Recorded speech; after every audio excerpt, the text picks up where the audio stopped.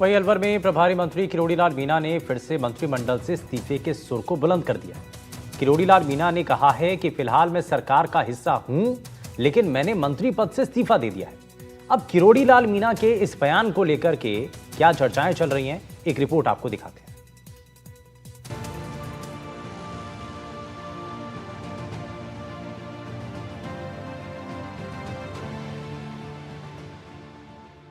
राजस्थान की सियासत में इन दिनों फिर वही चर्चा शुरू हो चुकी है जो सरकार बनने के बाद से नजर आ रही थी।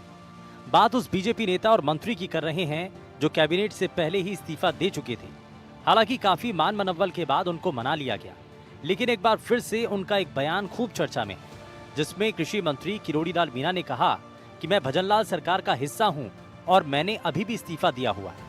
मेरे इस्तीफे पर अब तक कोई फैसला नहीं हुआ है, न ही उसे मैंने वापस लिया है, इसलिए वो अब भी जारी है। वहीं बीजेपी नेता के इस बयान से राजस्थान की सियासत में एक बार फिर उनके इस्तीफे की चर्चा शुरू हो गई है। सरकार में मंत्री किरोड़ी लाल मीणा का बयान, मैं भजनलाल सरकार का हिस्सा हूं, मैंने अभी भी इस्तीफा दिया हुआ है।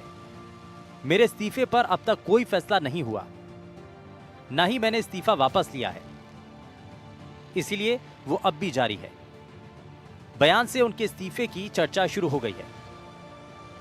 कई बार बोल चुका हूं कि चूंकि पिछले राज्य में बहुत बड़ा मुद्दा था, इसके कारण सरकार गई है और ये हमारे बड़े बड़े नेता आए थे, तब भी ये घोषणा की गई थी कि जो पेपर गड़बड़ी हुई है उनमें कार्रवाई करेंगे, और कार्रवाई भी हुई है। 50 थानेदारों को चिन्हित करके जेल में डाल दिया है। एसओजी ने ये कह दिया है कि परीक्षा रद्द होनी चाहिए। पुलिस हेडक्वार्टर ने कह दिया है, एडवोकेट जनरल ने अपनी राय दे दी है, कैबिनेट सब कमेटी ने कह दिया है, मैंने भी कह दिया कि रद्द होनी चाहिए।